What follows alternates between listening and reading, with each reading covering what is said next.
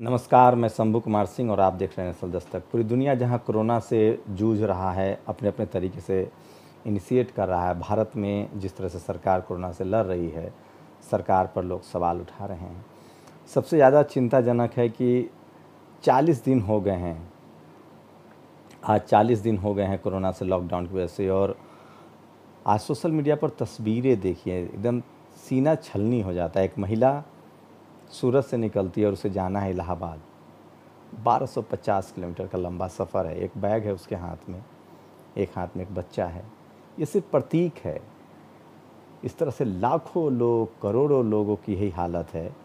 और किस तरह से राजनीति हो रही है सोचिए। अब प्रधानमंत्री मोदी जी की तरफ से बयान आया है कि लॉकडाउन स्टेट से बात करके बढ़ाया गया, जबकि सबसे पहले जब लॉकडाउन हुआ था तो उन्होंने किसी से बात नहीं की और लॉकडाउन कर दिया। उसके बाद से बातचीत शुरू हुई है। तो आखिर ये यू टर्न क्यों है? और जिस तरह से बीजेपी के अध्यक्ष जेपी नड्डा ने आज कहा है कि हम लोगों को ट्रेन से घर पहुंचा रहे हैं, साहब 40 दिन बाद, और वो भी ट्रेन से में टिकट के पैसे लिए जा रहे हैं जिनके पास पैसे नहीं हैं। आज भिवंडी से एक ट्रेन खुली और उसमें 90 सीटें खाली रह गई, क्योंकि जो 100 लोग पहुँचे थे उनके पास टिकट खरीदने के लिए पैसे नहीं थे। और सबसे ज़्यादा जो डबल इंजन की सरकार है बिहार की, उसने हाथ खड़े कर दिए हैं।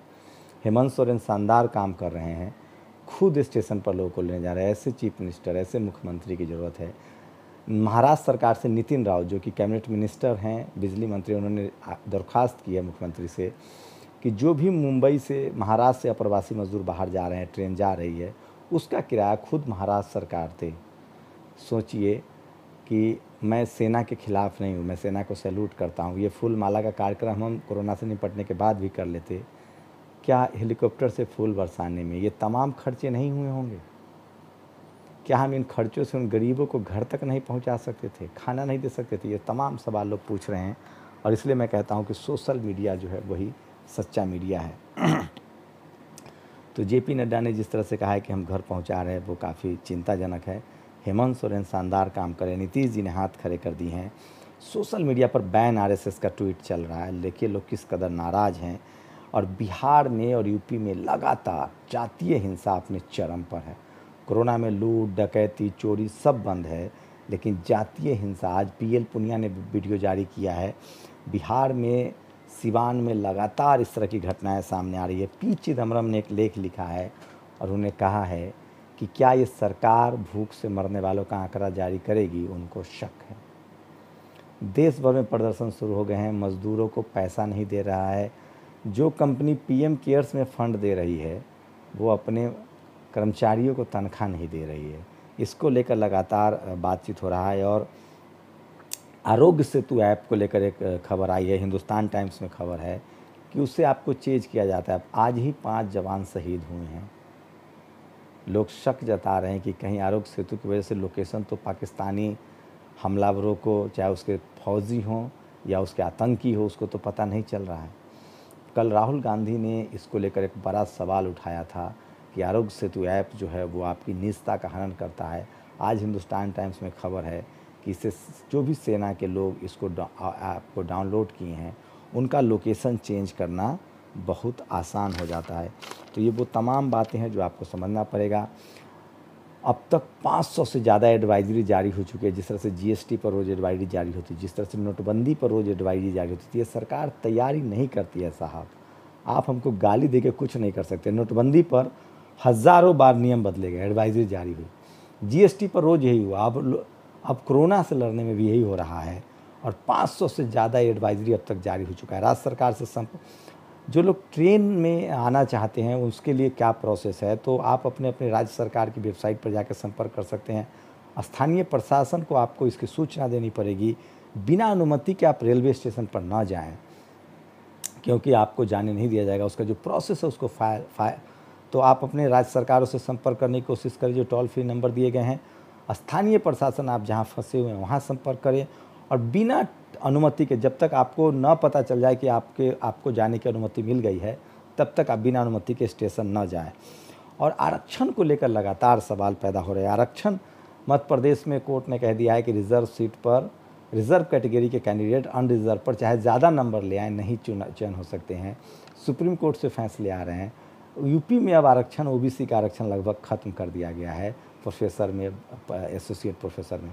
तो इस तरह की तमाम खबर अब तो इंतहा हो गई है। एक पत्रकार को जब सांप्रदायिक हिंसा फैलाने के आरोप में पुलिस केस किया जाता है तो उसके लिए सुप्रीम कोर्ट खुल जाता है। यूपी में एक पत्रकार को सिर्फ इसलिए पूछताछ हो रही क्योंकि उन्होंने भ्रष्टाचार का खुलासा किया था। दोनों में कितना अंतर है सोचिए। सरकार से सवाल पूछने पर एफआईआर दर्ज होता है, केस कर दिया जाता है, और जो पत्रकार सरकार के सवाल न पूछकर विपक्ष से सवाल पूछता है उसको सुप्रीम कोर्ट में अनुमति मिलती है। तो ये सब देश है। कुछ सोशल मीडिया पर शानदार लोगों ने पोस्ट लिखा है जिसको मैं कहता हूँ कि सोशल मीडिया ही बहुजन मीडिया है, तो मैं चाहूँगा कि उसको सुनाऊँ नाम के साथ ताकि मैं बार बार कहता हूँ कि सोशल मीडिया ही जो है वो बहुजन मीडिया है और सही सवाल उसी पर पूछे जा रहे हैं, इसलिए मैं चाहता हूँ कि वो सारी आपको मैं सुनाऊँ। तो पहला पोस्ट जो है वो राष्ट्रीय जनता दल ने ट्वीट किया एक फ़ोटो के साथ, देश का नया राष्ट्रीय ध्वज, गरीब जनता के दुखों के पहाड़ पर अपनी राजनीति की मीनार खड़ा करने की बेशर्म कला भाजपा को खूब आती है। बीजेपी के एक नेता जो हैं, जो ट्रेन चल रही है अप्रवासी मजदूरों को लेकर, उसको बीजेपी का झंडा दिखा रहे, तिरंगा झंडा भी दिखा सकते थे।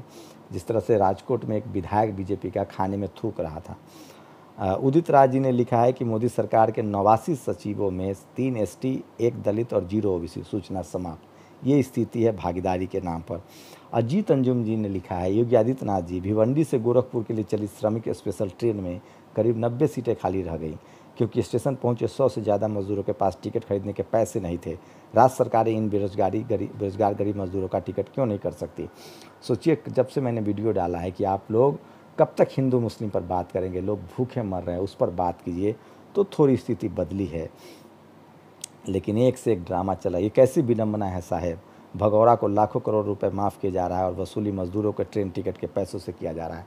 आप किसी भी पार्टी के समर्थक हो, क्या आप इसको समर्थन करेंगे कि 68,000 करोड़ रुपए किसी का माफ़ कर दिया जाए और आप मजदूरों से ट्रेन का किराया वसूल रहे हैं?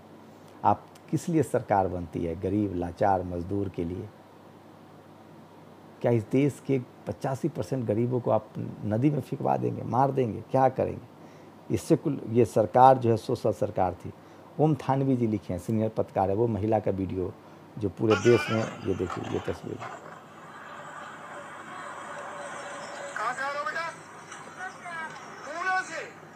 कलेजा छलनी हो जाएगा आपको, कलेजा छलनी हो जाएगा इस वीडियो पर।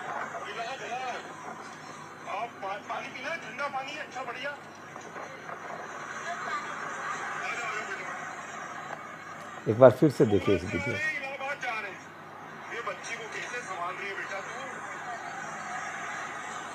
एक बार फिर से इस वीडियो को देखिए।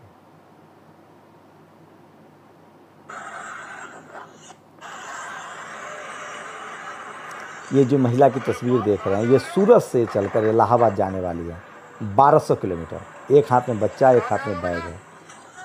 इसी को लेकर अजीत अंजुम ने लिखा है कि, उन्होंने लिखा है, ओम थानवी ने लिखा है कि सूरत से इलाहाबाद 1258 किलोमीटर, सुनकर कलेजा मुंह में आता है। और ऊपर इन्हीं नागरिकों को कीमत पर विमान आकाश में अटखेलिया कर रहे हैं, हेलीकॉप्टर फूल बरसा रहे हैं। कैसे मखौल भरे दौर में हम जी रहे हैं लोग। ये ओम थानवी ने लिखा है, लंबे समय तक संपादक रहे हैं और लोग लगातार अपनी बात कह रहे हैं तमाम डरों के बावजूद कि चंद्रशेखर आज़ाद रावण ने एक ट्वीट किया है कि दुनिया वैश्विक आपदा से गुजर रही है, ऐसे में सभी देशों को दूसरे की मदद के लिए आगे आना चाहिए। यूएई द्वारा भारत को 60 टन मेडिकल मदद किया जाना स्वागत योग्य है। भारत की सांप्रदायिक मीडिया को शर्म मानी चाहिए जो दिन रात कोरोना को विशेष समुदाय से जोड़ने में लगा हुआ है। यूएई ने मदद की है। सोचिए, बीजेपी के एक सांसद ने कहा था कि गल्फ की महिलाओं को लेकर एक भद्दा कमेंट किया था। सुरेश चौहान को जानते हैं आप लोग? माफ़ कीजिएगा, गला फंस गया। सुरेश चौहान को जानते हैं? 100 न्यूज़ चलाते हैं, राष्ट्रवादी चैनल है। इनका कहना है कि कोरोना प्रभावित जोन के रंगों को निर्धारित करने पर मुझे सख्त आपत्ति है। जहां सबसे ज़्यादा पॉजिटिव है वो रेड नहीं बल्कि ग्रीन जोन कहा जाए और जो मुक्त क्षेत्र है उसे ऑरेंज जोन माना जाए। इसीलिए प्रशांत कनौजिया ने लिखा है कि सब्जी भी एशियन पेंट में डुबाकर खाता है, हर सब्जी हरा होता है। इनको हरा भी मुसलमान दिखाई देता है, जैसे ये हरा है ना तो हम मुसलमान हो गए। तो इसीलिए उन्होंने लिखा है कि इनको भैया कि सब्जी का रंग हरा होता है, उसको क्या करते होंगे। मोदी सरकार गद्दी छोड़ो। अनिल यादव लिखते हैं गुजरात से यूपी इलाहाबाद तक बच्चे को गोद में लेकर पैदल सफर करती महिला, मोदी सरकार दिल्ली में जहाज़ों से फूल बरसा रही है। तो सत्येंद्र कुमार यादव ने लिखा है, वो पत्थर तोड़ती, तुम पत्थर पर चलती हो, तुम्हें चलना ही होगा, तुम्हारे रास्ते पर पड़े फूल तुम्हारे लिए कांटों से कम नहीं।